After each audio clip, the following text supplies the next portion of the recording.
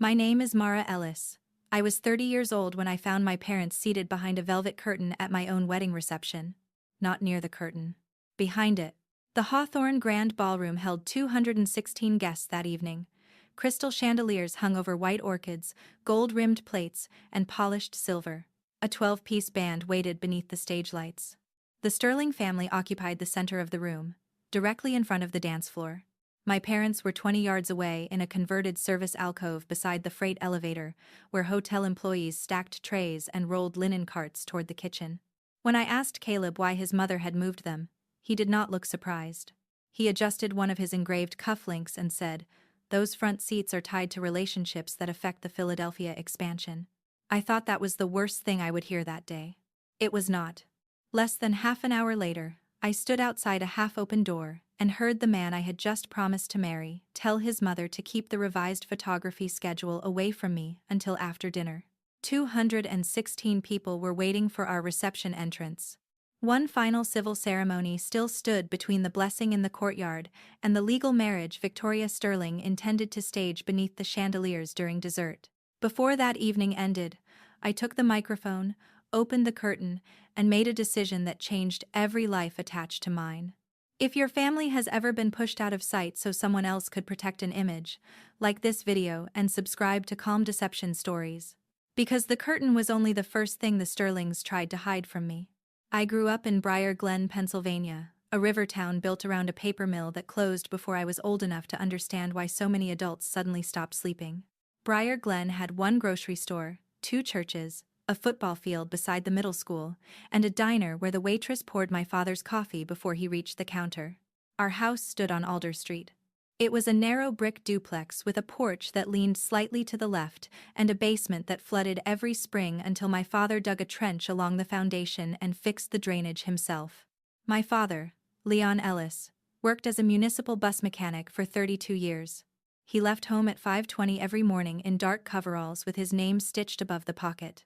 By the time I woke for school, he was already beneath a bus somewhere, checking brakes, replacing belts, or trying to persuade an engine older than I was to survive one more winter. His hands never looked completely clean. Grease settled into the lines around his nails and stayed there no matter how hard he scrubbed. When I was 8, I asked whether that bothered him. He held both hands beneath the kitchen light and said, "That means the buses came home." I did not understand then. Later, I did. A mechanic's work becomes invisible when it is done correctly. People notice the bus only when it fails. They do not see the man who arrived before sunrise so 40 children could reach school safely. My mother, Denise, cleaned rooms at St. Catherine's Medical Center during the night shift. She did not work directly with patients, but she knew a room could be the first place someone woke after surgery or the last place a family said goodbye. She cleaned every room as though someone she loved would sleep there next. She folded blankets neatly. She checked beneath the bed twice. She carried peppermint candies for anxious children and packets of crackers for people who had been sitting beside a hospital bed too long to remember dinner. When the hospital began outsourcing environmental services, she started cleaning local offices on weekends with 2 women from her shift. They called the business 3 Lanterns because all 3 of them had worked nights. Their first office was our dining room. Their bookkeeping system was a green notebook. Their business cards came from a machine at the supermarket. Within 5 years, they employed 9 people and cleaned 27 offices across the county. My parents never had much money left over. What they had, they stretched. My father repaired everything that entered our house. Toasters, bicycles, faucets, a washing machine that should have died before I reached middle school. My mother sewed curtains from discounted fabric and turned leftover chicken into 3 different meals. We took one vacation every 4 years, usually somewhere we could drive. I wore hand-me-downs from my cousin until I was 14. None of it embarrassed me. Our house was small, but no one who entered it was ever made to feel small. That difference would become the most important thing I learned. I was good at math and obsessed with structures. When other children drew houses, I drew the beams beneath them. I wanted to know why one bridge could carry thousands of cars while another cracked under its own weight. At 16, I helped my father rebuild our porch steps. He let me calculate the rise and run. When the last board sat level, he tapped it with his boot and said, "You measure like you mean it." That sentence stayed with me. I earned a scholarship to Penn State and studied civil engineering. My parents drove me to campus in our 12-year-old minivan, with 2 suitcases, a box fan, and enough food to survive a regional disaster. My mother cried before we reached the highway. My father did not cry until he thought I was looking out the passenger window. They could not pay my tuition, but they covered what they could. Gas money, textbooks, a used laptop, emergency repairs. When my scholarship failed to cover one summer course, my father worked 6 Saturdays in a row. He never told me. I found the overtime stubs years later inside a folder with my graduation program. I graduated with loans and a job offer from a regional engineering firm. By 28, I was managing municipal bridge inspections across 3 counties. I wore a hard hat more often than heels. I spent my days evaluating concrete, steel fatigue, drainage, soil movement, and the difference between a structure that looked stable and one that actually was. I believed I understood warning signs. Then I met Caleb Sterling. Caleb came from a family that owned hotels. Not roadside hotels with vending machines and plastic ice buckets. Historic properties with marble lobbies, rooftop bars, and employees trained to remember which guests preferred sparkling water. Sterling hospitality had begun with one inn opened by Caleb's grandfather in 1968. By the time I met him, the family controlled 9 luxury hotels, 3 event venues, and a private foundation that sponsored arts programs, preservation projects, and carefully photographed generosity. Caleb managed acquisitions. He was 33, polished without looking vain, and charming without seeming rehearsed. At least that was what I believed. We met during a structural review of an old train depot his company planned to convert into a boutique hotel. I had been hired to assess the roof trusses. Caleb arrived in a charcoal coat and expensive shoes completely wrong for a construction site. He stepped onto a rotten floorboard within 5 minutes. I caught his elbow before his foot broke through. "You should stay on the marked path," I said. He looked down at my hand on his arm. "Is this how you greet every client?" "Only the ones trying to enter the basement without stairs," he laughed. The sound was warm and unguarded. At lunch, he asked questions about the building instead of talking about himself. He wanted to know what I saw when I looked at a cracked beam. I told him damage was information. A fracture showed where pressure had traveled. A sagging floor showed which load had been ignored. Buildings rarely failed without warning. People simply preferred cosmetic repairs. Caleb smiled. "You make engineering sound like marriage counseling. That should concern you." He asked me to dinner 3 days later. Our first date took place at a small Italian restaurant in Harrisburg. Not one of his family's properties. He ordered the cheapest bottle of wine after I admitted I could not tell the difference. He listened when I spoke about work. He remembered my mother's business name after hearing it once. The following week, my father's car refused to start outside the municipal garage. Caleb drove 45 minutes to help. He knew nothing about engines, but he held the flashlight and followed instructions. My father liked him. That mattered even more. For the first year, Caleb seemed different from his family. He visited my parents' house without acting as though he deserved praise for entering it. He ate my mother's baked ziti. He sat on the porch with my father and listened to an explanation of bus transmissions. He once said he hoped Leon would teach him how to fix something so he would not become the useless rich man in every family story. I loved him for saying it. There were other good moments too, and I need to say that, because people often ask why a woman stays when the warning signs seem obvious from the outside. Caleb drove through freezing rain to bring me a replacement laptop before a bridge hearing presentation. He sat beside my mother in an emergency waiting room when one of her employees collapsed at work. He remembered my father's retirement date 2 years before it happened. When I was exhausted, he cooked eggs badly and cleaned the pan well. He was not pretending every second. That would have been easier to recognize. The problem was that his kindness remained strongest when it cost him nothing. I did not notice how often he admired my parents in private, but grew quieter around his own family. I met Victoria Sterling at a foundation dinner. She wore a deep blue gown, diamond earrings, and the expression of a woman who had never entered a room without knowing exactly where she would be seated. She chaired the Sterling Arts Foundation and served on the boards of 2 museums and a children's hospital. Her smile was graceful. Her questions were not, "So you inspect bridges?" she asked. "I evaluate public infrastructure." "How practical." Her eyes moved over my black dress, which I had bought on sale. Caleb usually dates women in development or philanthropy. Caleb placed his hand lightly against my back. "Mara's work keeps people alive, Mom." Victoria smiled at him. Of course, I only meant your worlds are very different. Douglas Sterling, Caleb's father, was quieter. He shook my hand, asked about the train depot project, and spent most of dinner listening. At first, I mistook his silence for kindness. Later, I learned silence can protect cruelty as effectively as words. The first clear warning came at Thanksgiving. My parents invited the Sterlings to our house. My mother prepared dinner for 3 days and borrowed 2 matching chairs from our next-door neighbors so the table would look less crowded. Victoria arrived carrying a floral arrangement taller than the lamp. She walked through our dining room, looked at the mismatched plates, and said, "This is very intimate." My mother smiled. "We fit when we squeeze." During dinner, my father told a story about repairing a bus during a snowstorm. Caleb laughed with everyone else, until Victoria asked whether the city could not afford newer equipment. My father explained that public budgets were complicated. Victoria nodded.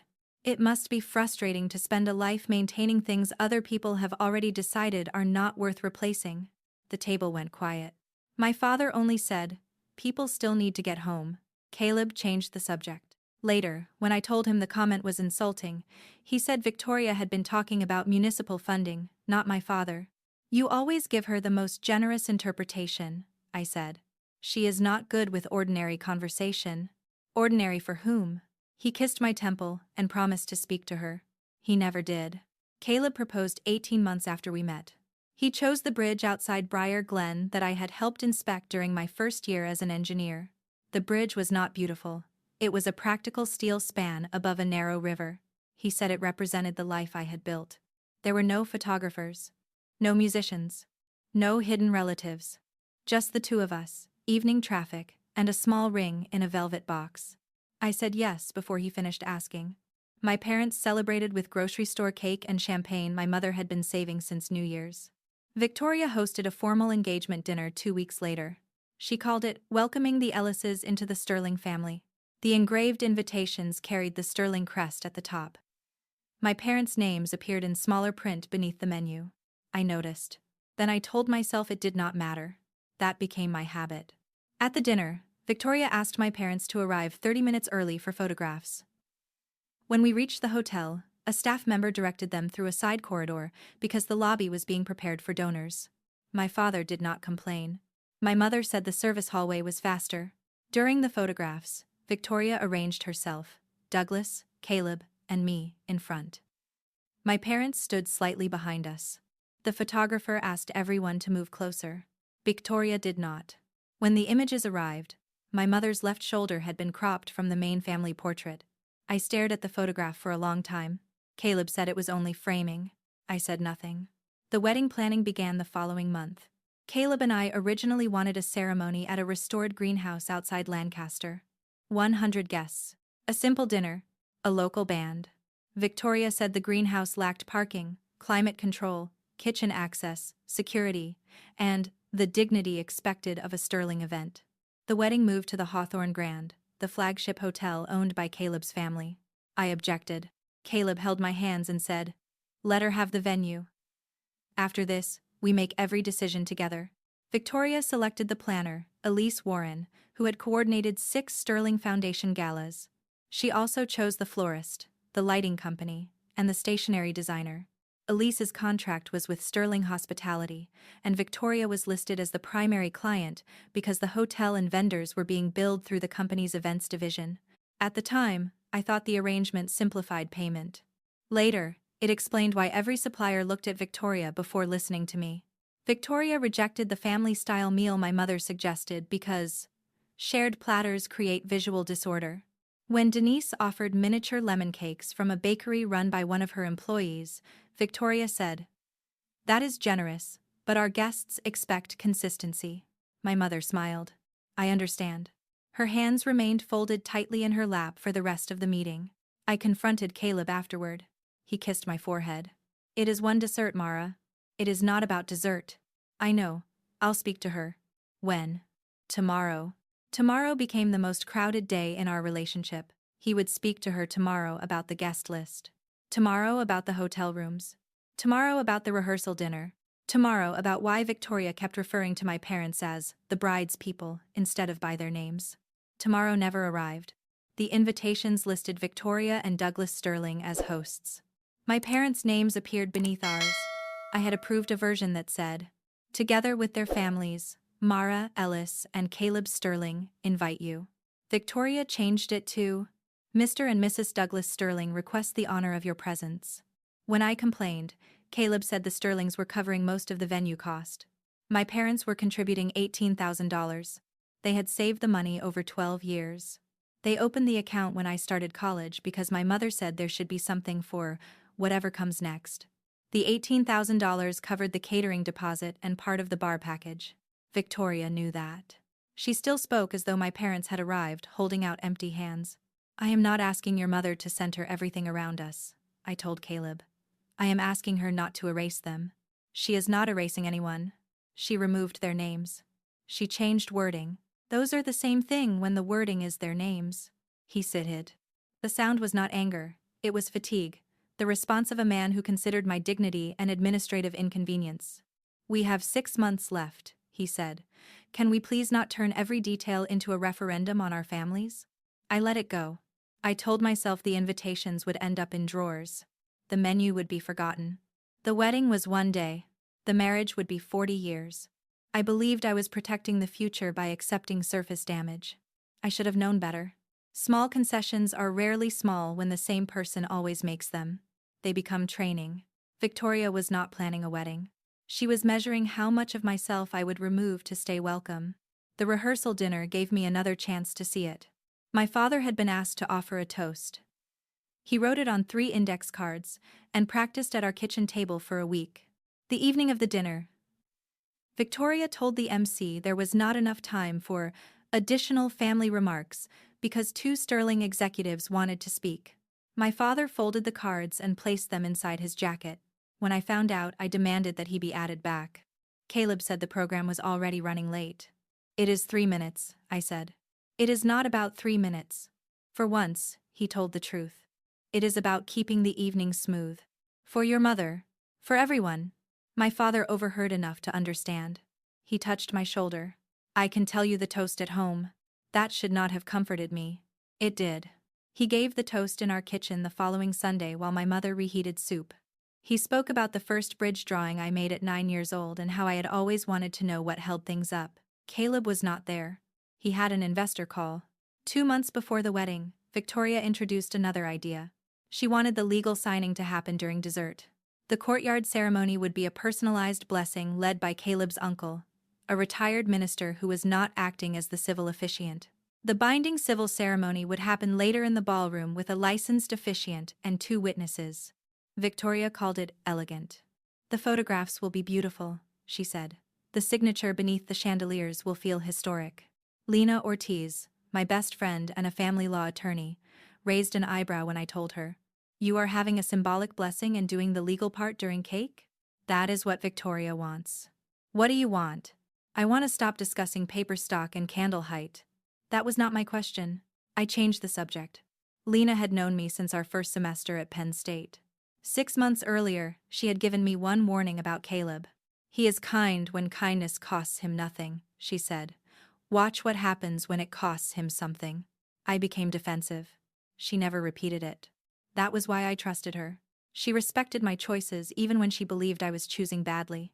Victoria's obsession with presenting the legal signing as a sterling moment irritated me. I did not know it would become the one decision she made that preserved my ability to leave. June 21st arrived, hot and clear. I woke in my childhood bedroom before 6. The curtains my mother had sewn when I was 12 moved gently in the window air conditioner. My wedding dress hung from the closet door. It was ivory silk with a square neckline and no crystals. Victoria had wanted a custom gown from a designer in New York. I chose one from a bridal shop in York and paid for it myself. It was one of the few decisions I had kept. My father made breakfast. Eggs.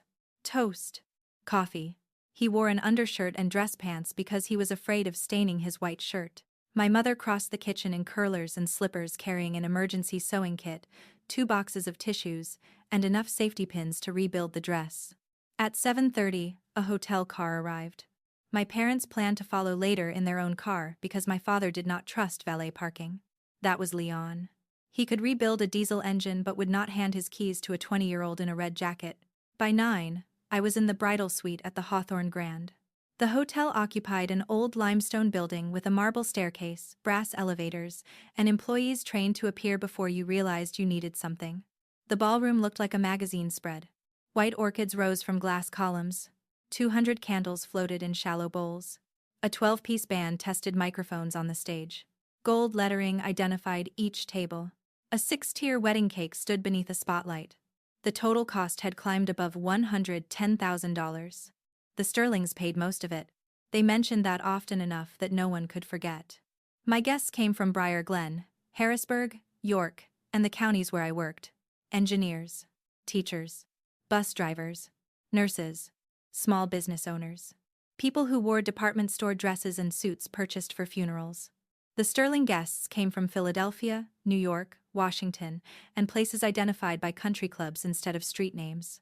Developers, donors, board members, consultants, 2 state legislators, a retired judge, guests whose names Victoria pronounced with a little more warmth because their presence improved the room.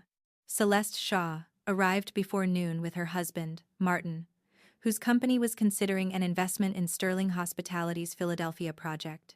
I had met Celeste twice. At both events, she thanked the catering staff by name. Once, she interrupted Victoria to ask my mother about 3 lanterns and listened to the answer instead of waiting to speak. Victoria later described her as socially unpredictable. I liked her immediately. The blessing took place at 4 in the hotel courtyard. My parents sat in the front row. That part had not been changed. My father walked me down the aisle. His suit was dark gray and slightly loose through the shoulders because he had lost weight after knee surgery. He had saved for 7 months to buy it. At the courtyard entrance, he stopped. "You sure?" he asked. It was not a joke. He looked at me with the seriousness he used before lowering a bus from a hydraulic lift. I looked toward Caleb beneath the white arch. Nevi tuxedo. Straight posture. Eyes fixed on me. "I'm sure," I said. My father nodded. Then he took me forward. The blessing lasted 23 minutes. Caleb promised to protect the life we built. I promised honesty. His uncle closed by asking the guests to celebrate the future we intended to make together. He did not perform the civil solemnization. That was reserved for later, exactly as Victoria had planned. People stood. The band played. We kissed. For 23 minutes, I believed the difficult part was over. Afterward, the wedding party moved toward the terrace for photographs, while guests entered cocktail hour. The photographer began with the Sterling family, because Victoria said several donors had limited time. I noticed my parents standing near the edge of the courtyard. My mother held my father's jacket while he adjusted his cuff. "We will do your side after cocktails," the photographer told me. I checked the printed schedule in her assistant's hand. The first page listed 8 Sterling groupings with exact times. The Ellis portraits appeared at the bottom beneath a note. Bride's family combinations to be completed if reception schedule permits. Priority portraits may be captured during dinner. "If the schedule permits?" I asked. The assistant looked startled. "That is the timeline we received this morning." "From whom?" "Elise Warren's office." I photographed the page with my phone. Then I said, "My parents are being photographed now." The photographer glanced toward the hotel doors, where Victoria was speaking with Elise. "We are already 7 minutes behind." Then photograph me without the Sterling Foundation board. Celeste Shaw, waiting nearby for a donor portrait, heard me. She stepped out of line. "Martin and I can go during cocktails," she said. "Take the bride's parents." It was a small act. It also meant that when Celeste spoke later, she was not appearing from nowhere. She had already seen how the day was being arranged. We took 6 photographs with my parents. In one, my father looked directly at the camera. In another, he looked at me. That became my favorite. Victoria watched from the hotel entrance. She did not interrupt, but the muscles around her mouth tightened. After the photos, I asked for 10 minutes alone before the reception entrance. Elise told me to remain upstairs so the ballroom reveal could be photographed. Instead, I went downstairs. I had spent my career checking structures other people assured me were safe. Inspection had become instinct. The center table stood directly in front of the stage. It was labeled Founder's Table. 12 gold place cards rested beside crystal glasses. Victoria Sterling, Douglas Sterling, Caleb Sterling, Mara Ellis, Senator Robert Haynes, Evelyn Haynes, Martin Shaw, Celeste Shaw, Nathaniel Price. Anne Price. William Prescott. Lillian Prescott. I read the cards twice. My parents were missing. In the seating plan I approved, Founder's table included both sets of parents, Caleb's grandmother, and my Aunt Susan. There were no senators, no developers, no foundation donors. I checked the nearby tables. Table 2 held Sterling executives. Table 3 held museum trustees. Table 4 held partners in a new hotel project. My parents were not at any of them. A banquet captain named Jordan stood near the west doors. "Where is the Ellis family seating?" He looked toward the ballroom, then toward the corridor. "The conservatory alcove." "There is no conservatory alcove on the floor plan." He hesitated. "It was created this afternoon." "Show me." He led me through a narrow passage beside the ballroom. At the end stood a velvet curtain attached to a movable brass frame. Behind it were 3 round tables. The space had once been part of the pre-function area, but a wall of greenery and the curtain blocked it from the main room. Guests seated there could hear the band. They could not see the stage. One side faced the service elevator. The other faced a station holding extra linens, water pitchers, and covered trays. A gray trash bin stood near the elevator doors, not touching the tables, close enough to make the message clear. The ballroom lighting stopped at the curtain. Behind it, illumination came from 2 ceiling fixtures designed for hallways. My parents' names sat at table 18.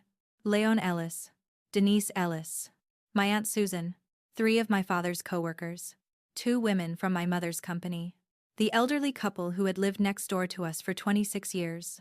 Every person connected to my childhood had been grouped behind the curtain, not scattered, not overlooked, collected, separated, hidden. My chest tightened. I picked up my father's place card. Gold ink, heavy cream paper, an elegant label for humiliation. I imagined what would happen if I remained silent. My father would notice the curtain. Of course he would. He repaired machines for a living.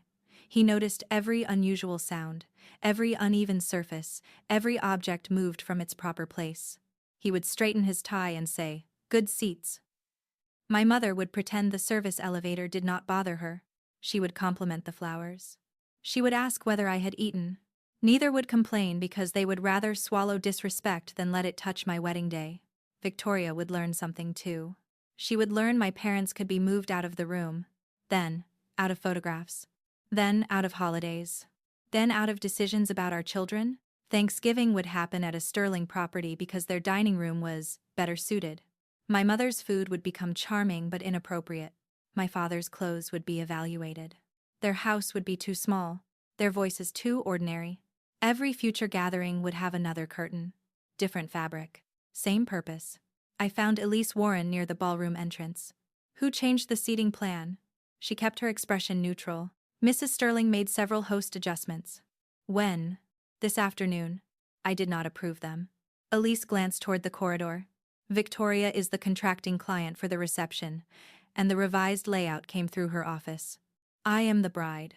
"Yes." The word carried no authority in her mouth. "Move my parents back. I can ask the banquet team to create another table, but the founder's table is locked for the host package and security plan." "Security?" The senator's staff requested specific placement. My parents were moved behind a curtain for a senator who was not on the chart I approved.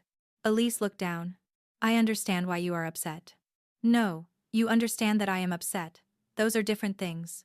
She said nothing. "Do not close that curtain again. I will speak to Victoria. Move my parents. I will see what can be done." It was the language of delay. Caleb's language. Victoria's system had trained everyone around her to sound helpful while doing nothing. I went to the private lounge. Caleb stood near a mirror with 2 groomsmen. A photographer was taking pictures while he adjusted silver cufflinks engraved with the Sterling crest. I waited until the photographer left. "Where are my parents sitting?" Caleb glanced at his best man. Then back at me. "Mom changed the reception layout." "Where did she put them?" "In the side alcove. Behind a curtain. It is still connected to the ballroom. They cannot see the stage. They can hear the program." The sentence was so absurd I needed a second to absorb it. They were at the family table. My mother needed those seats for the Hayneses, the Shaws, and the Prices. Why? Those relationships affect the Philadelphia expansion. More than my parents? I am not ranking people. You moved them according to value. My mother changed the chart. And you knew? He did not answer immediately. That was enough. How long? This morning. You knew before the ceremony? I knew she was making adjustments. And you said nothing. It was not worth upsetting you before we exchanged vows. He stepped closer and lowered his voice. We had a beautiful blessing. Please do not let a reception issue take over the evening. A reception issue? You are under pressure. I searched his face. No outrage. No surprise. Only concern that I might become difficult. Put them back in front. We cannot remove the senator. Add another table. Move us. Change the donor table. That would create a very visible disruption. I stared at him. So visibility matters. Mara, that is not fair. Move them. He rubbed the bridge of his nose. I will speak to Mom before dinner. When? After the entrance. Before the civil ceremony? Yes. You promise? He exhaled. Yes. And Quime. Tomorrow had finally become after the entrance. The deadline was shorter. The answer was not stronger. Near the ballroom doors, stacks of wedding programs sat beside the guest book. I opened one. The ceremony order appeared on the left. On the right was a section titled With Gratitude to Our Families. Douglas and Victoria Sterling. Margaret Sterling, beloved grandmother. The Sterling Hospitality Family. The Sterling Arts Foundation. No Leon. No Denise. In the proof I had approved 3 weeks earlier, the first line read, To Leon and Denise Ellis, whose sacrifices gave Mara the courage to build her own life. I had written those words. I opened a second program, then a third. Their names had been removed from every copy. The seating change could be described as logistics. The photography list could be blamed on time. The programs proved intention. Someone had taken my parents out of the written record of the day. I found Lena in the bridal suite. She had removed her heels and was standing in stocking feet beside the window. One look at my face and she closed her makeup bag. What happened? I told her. The curtain. The altered schedule. The programs. Caleb's response.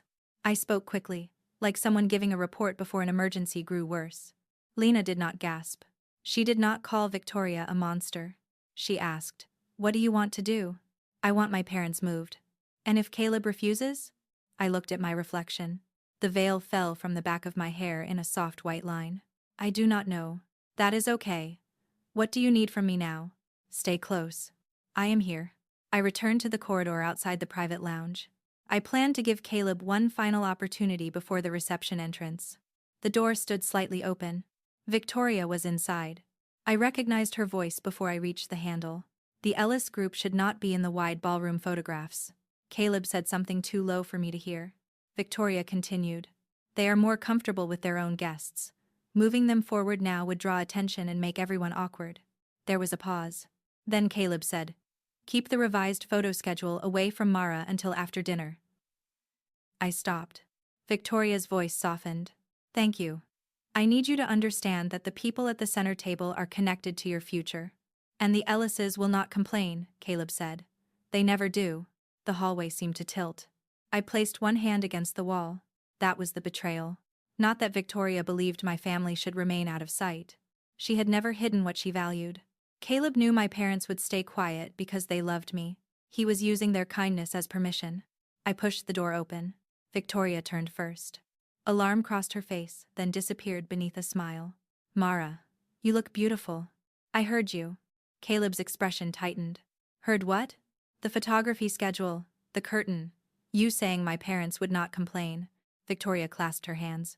This is becoming an unnecessary misunderstanding. There is nothing unclear.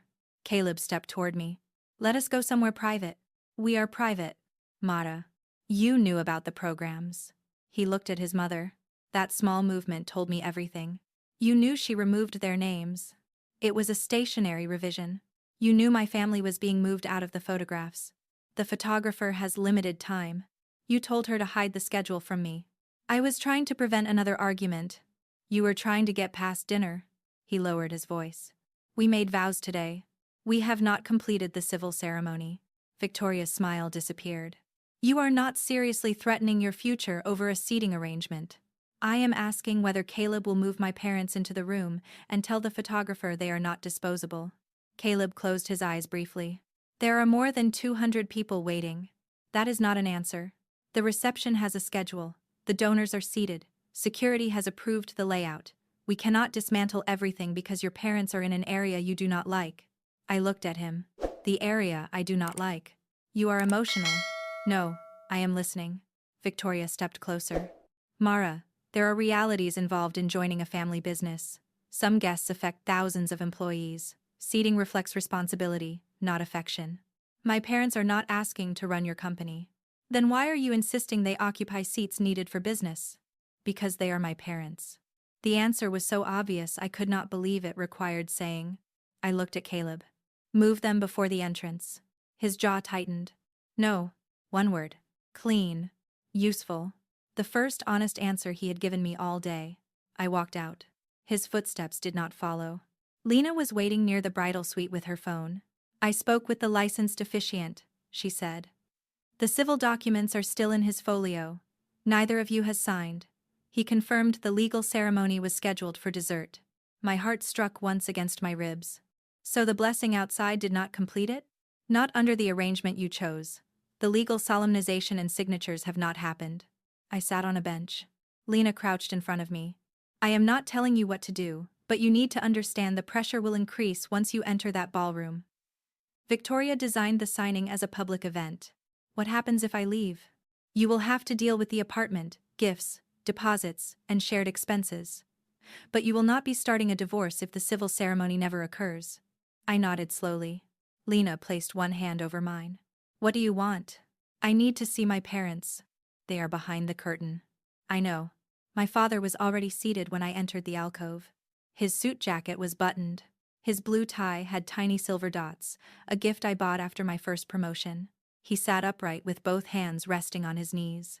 My mother was beside him, smoothing the fabric of her navy dress. She had bought it at a department store outlet and altered the sleeves herself because the original cut felt too tight. The other tables were filling. My Aunt Susan talked loudly about the flowers, trying to create normalcy. One of my father's co-workers studied the curtain with the expression of a man deciding whether it was load-bearing. The service elevator opened. 2 employees rolled out a cart stacked with covered dishes. The wheels rattled over the metal threshold. My mother moved her chair to make room. My father saw me. His face brightened. There is the bride. I stopped beside the table. Dad, I am sorry. For what? I gestured toward the curtain. He looked around as though noticing it for the first time. We are close to the coffee. Of course. My mother reached for my hand. Mara, do not worry about us. You were supposed to sit in front. We can see you later. You cannot see the stage. We can hear the music. The same defense Caleb had offered. The difference was that my parents were protecting me. Caleb had protected himself. My father studied my face. What happened? I sat beside him. They moved you without telling me. They removed your names from the program. My mother's hand tightened around mine. Maybe it was a printing error. It was not. Neither spoke. I heard Caleb tell Victoria to hide the photography schedule from me. He said you would not complain. My father looked down. That hurt more than anger would have. He rubbed one thumb across the opposite hand, working at a dark line of grease that had survived the wedding day scrubbing. My mother whispered, "We should leave quietly." No. Both looked at me. "You should not have to disappear because they are ashamed of you." Mara, my father said. "This is your wedding." "No, it is their event." He leaned closer. "Do not destroy your life because of where we are sitting." I thought about the bridge where Caleb proposed. The old steel span. The warnings people ignored because repair was expensive. I would be destroying it if I stayed. The band began playing on the other side of the curtain. A hotel employee started pulling the velvet closed to block the service carts. "Leave it open," I said. He stopped. My mother looked at her dress. "Do I look like I work here?" My chest tightened. "You look beautiful." I followed the color guide. "I know. I did not want to embarrass you." "You never have." My father covered her hand with his. He simply held the hand of the woman who had spent 40 years doing work people noticed only when it was left undone. The reception announcement began in the ballroom. The MC welcomed the Sterling family first. Applause filled the room. No one announced the Ellises. A server entered the alcove carrying champagne. Behind him came Victoria and Celeste Shaw. Victoria did not expect to find me there. Her steps slowed. Celeste looked around the space. "Why is the bride's family seated out here?" she asked.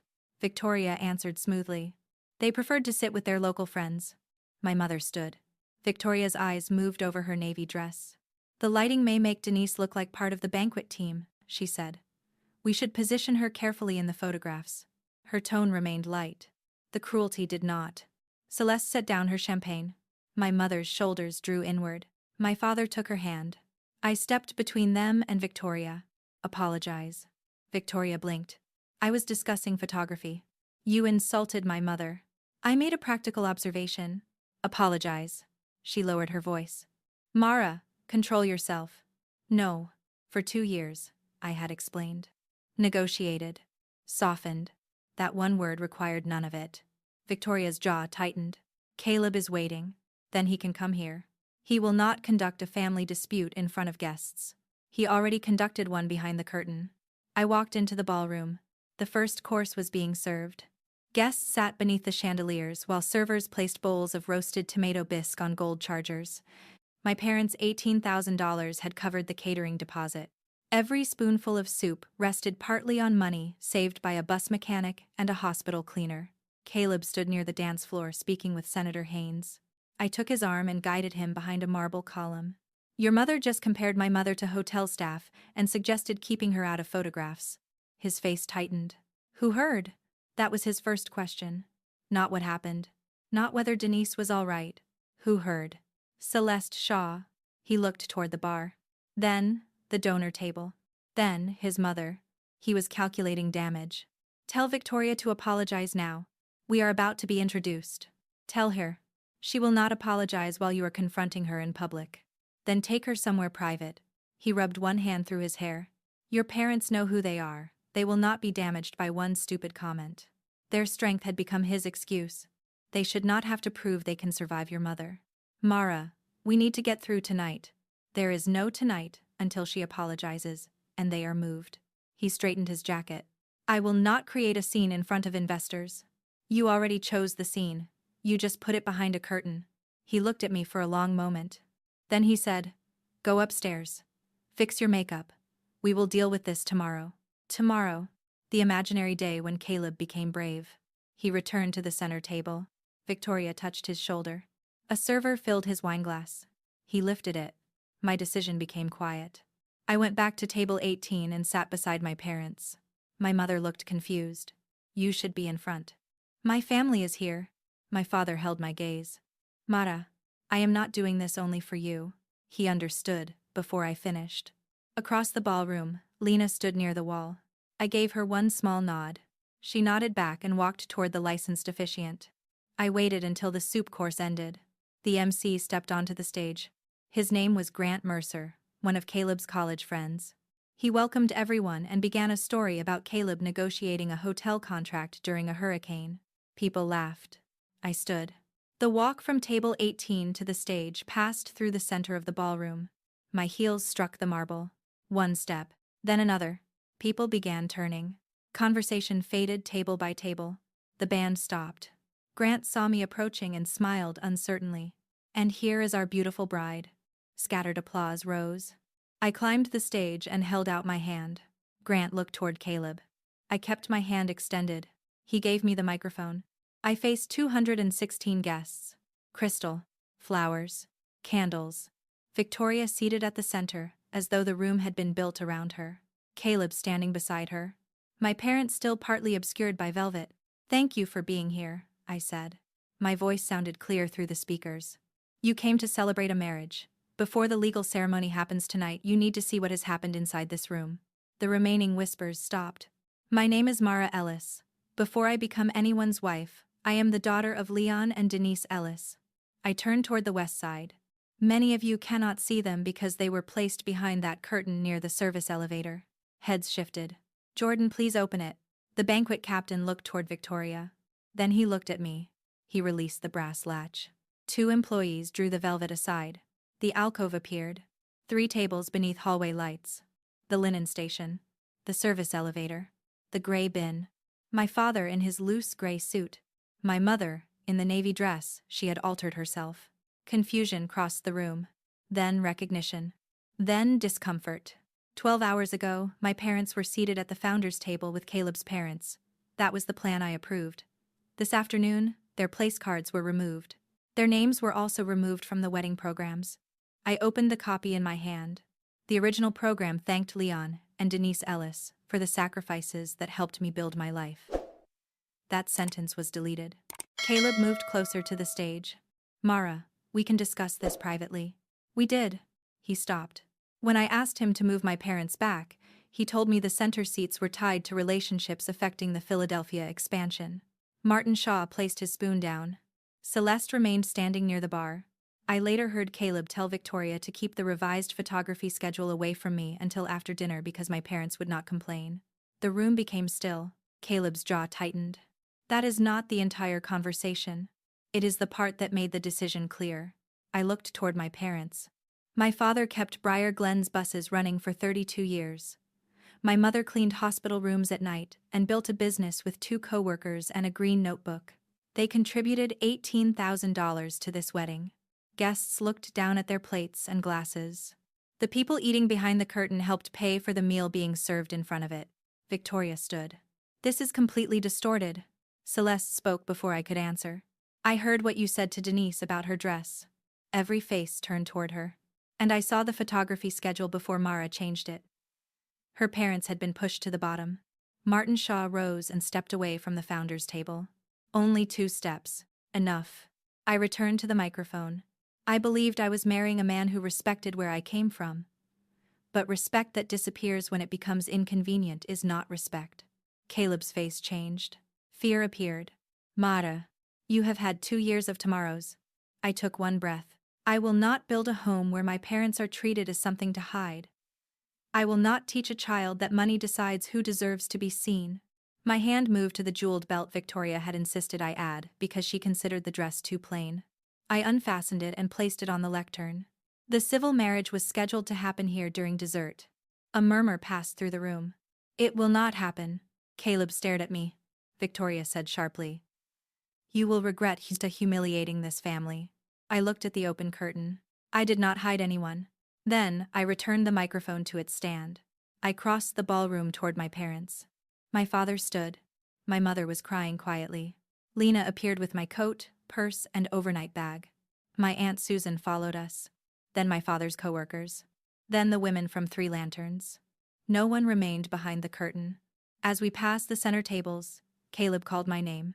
Mara, wait. I kept walking. He moved toward us. My father stopped. Caleb stopped too. Leon did not threaten him. He did not raise a fist. He stood between Caleb and the women he loved. Mara, Caleb said, please. My father looked at me. I shook my head. He turned back to Caleb. She answered. We left the Hawthorne Grand through the main entrance. Not the service corridor. Not a side door. The main entrance. The evening heat met my face. Behind us, the band remained silent. My father drove us home. I sat in the back seat in my wedding dress while my mother reached between the front seats and held my hand. At the first red light in Briar Glen, I removed the ring and placed it in the cup holder. You want me to throw it out the window? Dad asked. No. Good. That would be littering. I laughed through tears. At midnight, Lena confirmed the civil documents remained unsigned. There would be an apartment to divide, gifts to return, and deposits to lose, but no marriage to dissolve. Caleb's messages moved from apology to accusation before morning. We can fix this. You misunderstood. You humiliated my family. Our attorneys will contact you. He found a lawyer faster than he had ever found the courage to confront his mother. 2 weeks later, I learned I was pregnant. I took the test in my childhood bathroom and stared at 2 pink lines until my mother found me. She sat on the tile despite her bad knees. What if they try to take the baby? I asked. They own hotels, she said. They do not own people. I informed Caleb through counsel. His first response begged me to return. His second warned that his family would protect its rights. His third accused me of using the pregnancy against him. I hired a custody attorney, documented every exchange, and moved into a 2-bedroom apartment 3 blocks from my parents. The cabinets were an unfortunate yellow. The bathroom fan sounded like a lawnmower trying to escape. It was mine.